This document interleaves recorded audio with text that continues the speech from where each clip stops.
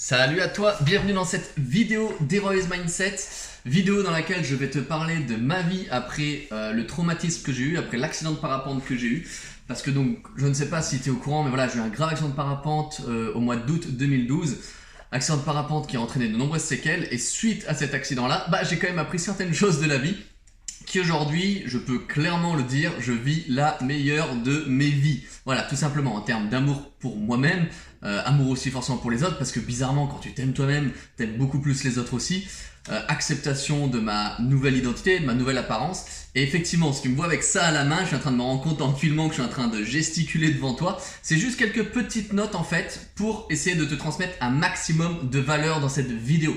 Donc en fait, on va reprendre de A à Z chronologiquement certaines étapes qui me semblent importantes justement de ma vie après ce traumatisme-là et que j'ai envie de te partager qui vont très certainement t'aider toi aussi à surmonter tout ça. Oublie pas de t'abonner à la chaîne pour ne pas oublier les vidéos, pour que tu puisses justement avoir accès aux vidéos prochaines qui vont sortir parce que je sors actuellement une vidéo par jour pendant au moins 90 jours. Et à chaque fois, ça va être des vidéos avec beaucoup de valeur pour t'aider à accepter ton apparence, accepter ta nouvelle identité, ton handicap. Donc, alors voilà, comme je te le disais, j'ai eu donc cet accident de parapente le 26 août 2012 exactement. Qu'est-ce qui s'est passé? Donc j'étais en baptême, c'est pas moi qui conduisais. Le pilote a fait une erreur de pilotage, voilà. Et je me suis retrouvé la tête complètement explosée contre un tronc d'arbre avec plusieurs fractures forcément au visage, du sang qui coulait un peu de partout, des yeux, du nez, des oreilles. Et par chance, justement par chance, ce sang-là a pu s'évacuer, ne pas comprimer le cerveau.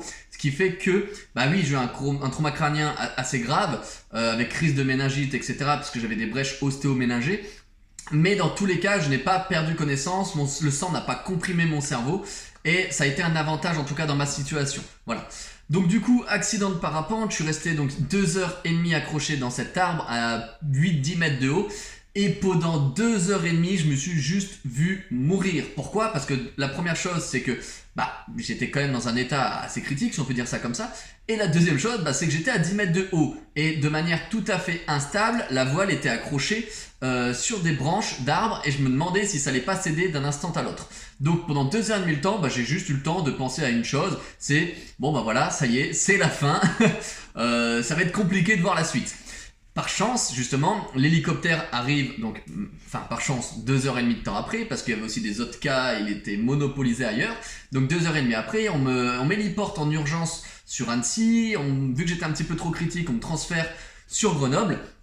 Et en fait, après cette phase-là, quelque chose que je me souviens très très bien, c'est le lendemain, dans mon lit d'hôpital, j'étais tellement heureux de vivre. J'étais tellement heureux de vivre parce que pendant 2h30 où vraiment je me suis vu mourir, de savoir que le lendemain j'étais dans ce lit d'hôpital en vie, en fait, je sais pas, j'avais comme une bouffée d'oxygène, j'avais retrouvé un goût à la vie, mais vraiment un goût particulièrement sucré, si on peut dire ça comme ça.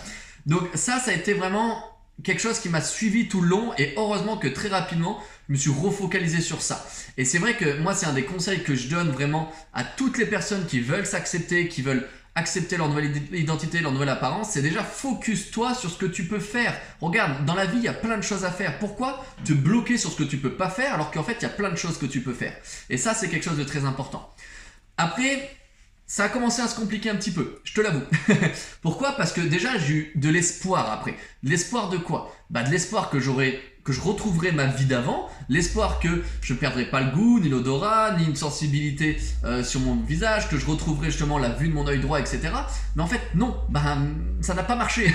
J'étais dans l'espoir à chaque fois que j'allais effectuer des rendez-vous auprès des médecins, des ophtalmos, des neurologues, etc. Mais bon, après ça a été un petit peu plus compliqué parce que jamais le corps médical a prononcé clairement les séquelles définitives. Ils ont attendu que je m'en rende compte par moi-même. C'est peut-être voulu, pas voulu, je ne sais pas. En tout cas, ma foi, ça a été fait comme ça, c'est une très bonne chose. Mais dans tous les cas, à chaque rendez-vous, j'avais de l'espoir que j'ai des bonnes nouvelles, qu'on m'annonce des bonnes nouvelles. Mais non, finalement, ça n'a pas toujours été le cas. En fait, je crois même que ça n'a jamais été le cas.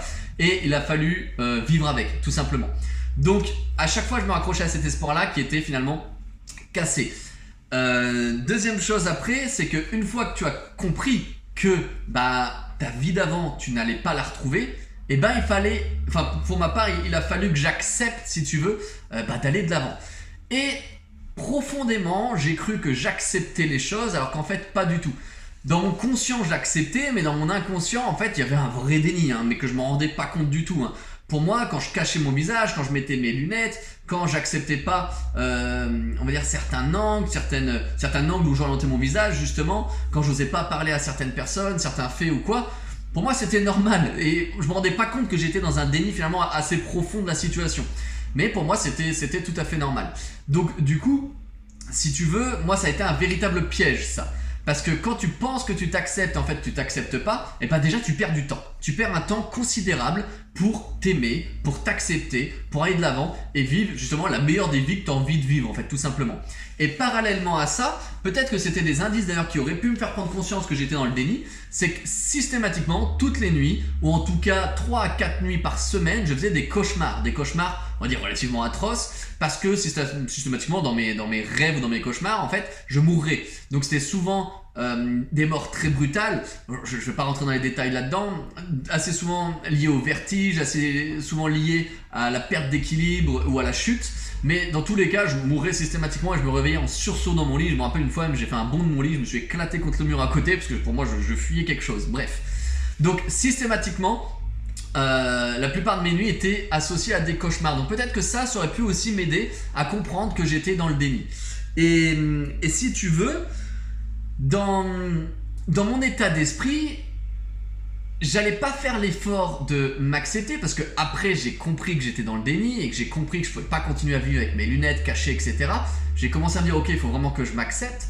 Mais en fait, il y a quelque chose qui faisait que je le faisais pas. Et en fait, ce quelque chose, c'était les opérations chirurgicales. Pourquoi ? Parce que c'est ce que je me disais à l'époque, à quoi ça sert que je m'accepte alors que dans 6 mois, à cause d'une opération, ou grâce plutôt, dans ma tête c'est grâce à une opération, je vais retrouver ma vie d'avant et finalement je vais avoir une autre apparence, donc c'est rien que j'accepte tout de suite mon apparence. Et en fait, je prenais les choses tout à fait à l'envers. Aujourd'hui, je peux te le dire, c'est pas comme ça qu'il faut raisonner.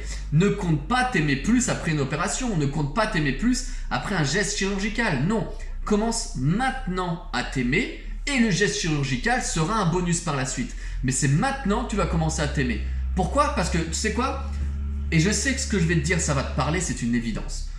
Combien de fois tu t'es dit, avant ton accident, ah, je me plaignais de ci, je me plaignais de ça, mais qu'est-ce que j'ai été bête parce que maintenant, je me rendais compte de la chance que à l'époque j'avais. Et en fait, là, c'est exactement la même chose. C'est peut-être que, effectivement, tu as vécu là un traumatisme, un handicap, mais demain, la vie peut te réserver autre chose. Demain, ça peut être pire. Donc maintenant, dès aujourd'hui, il faut que tu sois dans l'amour de toi, dans l'amour pour les autres, dans le fait de t'aimer, d'aimer ton apparence, d'aimer tes séquelles. Il faut vraiment que tu l'acceptes dès aujourd'hui. Donc tu sais que ça va pas être comme ça d'un claquement de doigts, tu sais qu'il y a un travail à fournir, tu sais que je peux aussi t'aider dans ce travail à fournir, mais justement, ne perds pas une seconde, n'attends pas quelque chose, des opérations, des rendez-vous médicaux, etc. C'est maintenant vraiment qu'il faut que tu commences à t'aimer. Donc, une fois que j'ai passé mes opérations chirurgicales et que j'ai compris qu'en fait ça faisait que d'empirer parce qu'à la fin ces opérations là faisaient que d'entraîner d'autres séquelles, etc. et faisaient que empirer la situation, j'ai dû passer par cette phase d'acceptation obligatoire.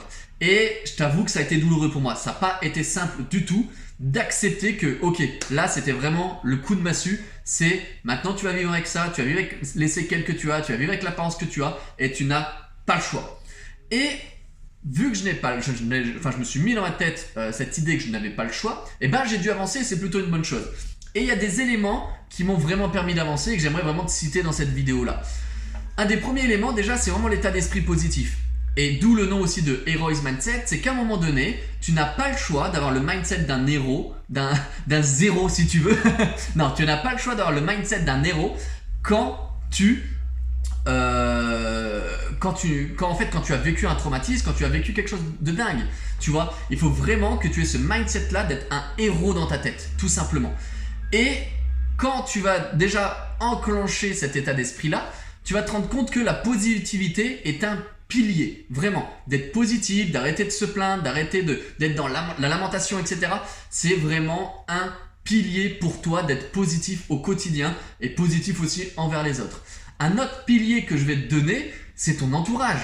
fais attention à ton entourage. Je te prends l'exemple d'un fumeur. Un fumeur qui veut arrêter de fumer, s'il est entouré de fumeurs, ça va être super compliqué. Quelqu'un qui veut perdre du poids et qui est sans cesse invité au restaurant par ses amis et qui ne sait pas vraiment se raisonner au restaurant, ça va être aussi compliqué de perdre du poids. Donc vraiment, ton entourage, fais attention à toi. Parce que si autour de toi, tu as des personnes qui font que de se plaindre, que de critiquer, etc., bah ça va être très compliqué pour toi de t'aimer, d'aimer ton apparence et d'aimer tes séquelles et le traumatisme que tu as eu. Donc fais attention à ça. Attention à ton entourage. Donc je regarde encore un petit peu mes notes. Après, derrière tout ça, il faut vraiment que tu laisses place et que tous les jours tu t'accordes du temps à réaliser des petits exercices quotidiens. Il y a des exercices qui sont super efficaces pour s'aimer, pour s'accepter et pour, on va dire, orienter ton conscient et ton inconscient surtout vers l'amour de soi. Et ça, c'est extrêmement important de les mettre en place. Donc tous les jours, prends du temps dans les exercices que tu peux mettre en place au quotidien pour te rapprocher de l'amour que tu as pour toi. Et t'inquiète pas, il y a des vidéos justement sur certains exercices que tu pourras mettre en place qui vont suivre sur la chaîne YouTube. Ne t'inquiète pas à ce niveau-là. Et une fois que, bizarrement, tu as commencé à avoir ce mindset-là, que tu as commencé à t'entourer des bonnes personnes, que tu as commencé à mettre en place des exercices justement pour ça, et ben là, à ce moment-là, tu vas commencer à te rapprocher de la meilleure version de toi-même finalement. Tu vas commencer à te dire, mais en fait, j'ai le droit à ça, j'ai le droit à ça. En fait, je peux en tirer une force de mon traumatisme. Parce que crois-moi, tu as une force en toi que personne n'a. Bien évidemment, tu as vécu quelque chose que personne n'a vécu. Donc, prends juste conscience de cette force que tu as. Et là, à ce moment-là, tu vas commencer à pouvoir mettre en place des choses grâce à cette force qui est au fond de toi, des choses qui vont véritablement changer ta vie et pour de bon, clairement. Donc écoute, j'espère que cette vidéo, en tout cas, elle t'a plu. J'espère que je t'ai donné un maximum de valeur. T'inquiète pas, il y aura encore beaucoup de valeurs qui vont suivre dans les prochaines vidéos. Mais en tout cas, j'espère que cette vidéo-là va pouvoir t'aider au mieux. Je te dis à tout bientôt, je te souhaite une belle journée et à la prochaine. Ciao, ciao.